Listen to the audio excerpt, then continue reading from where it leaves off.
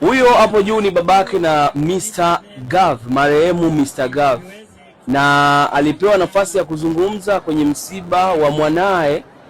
Yeye anasema kwamba alipendelea sana mwanae kuwa mwimbaji wa nyimbo za Injili, yaani alitaka mwanae amtumikie Yesu Kristo, lakini ni kama alienda kombo kidogo. Sasa nakupa nafasi ya kumsikiliza hapo juu, umsikie baba yake Mr. Gave akiwa anazungumza kwa uchungu kabisa. Mzee wetu, nafikiria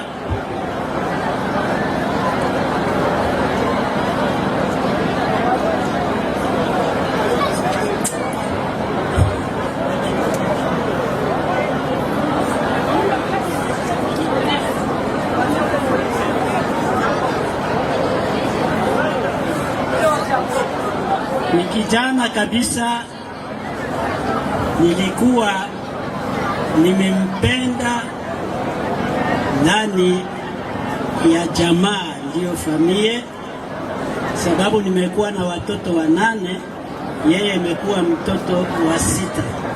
Lakini kitu yenyewe nilifurahia, kama alifika kuwa mwimbaji au musicien. Ninakumbuka kulikuja ministeri moja ya evangelization kutoka Afrika Kusini, na hapo tulikuwa tunakosa waimbaji. Nikaenda pale nikaomba, nikamwacha pale, alifanya miezi 6 na akawa mwimbaji wa kanisa, lakini atukawia muda mfupi kwa sababu ya ujana. Nikasikia anakuwa naimba yake iko naimba. Basi kuna kitu nilimshauria ndani ya maisha yake, nikamwambia ya muhimu ungikuwa unaimbia Yesu. Akanambia mimi siwezi kumwacha Yesu, lakini nitaendelea kufanya kazi.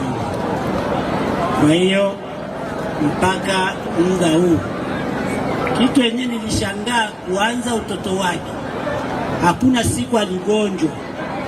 Hapa yeye alikuwa mzima sana, hata siku moja kusikia kitu kinauma. Lakini katika mwezi huu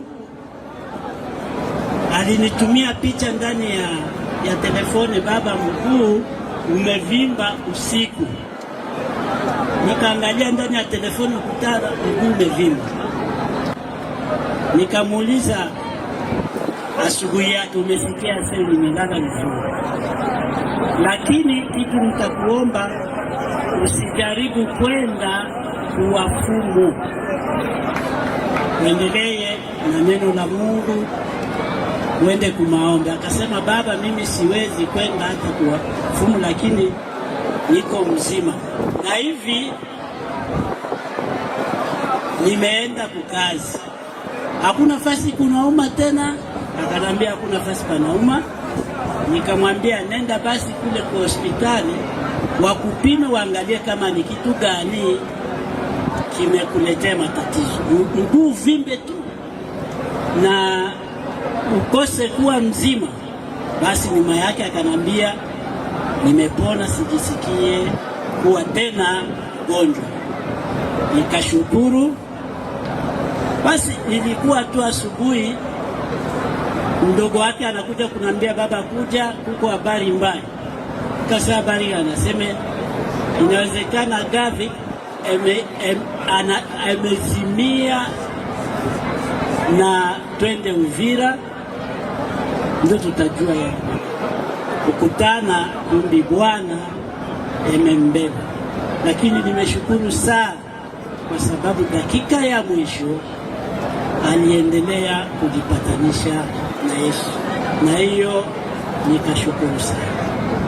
Na hivi nimekuwa kama ninakatwa na kisu, niko naregea sana. Tazidi kuniombea kwa sababu ni kijana, sababu sijaona umati kama huu. Ni kijana alikuwa anapenda watu karibu wote. Na hiyo nashukuru kwa kamati hii yote yamekuwa hapa, na Bwana aendelee kuwabariki, na wa vijana waendelee kumwamini Yesu kama yeye hivi ememwamini, msiachilie tu. Amen. Tunashukuru kwa baba yetu.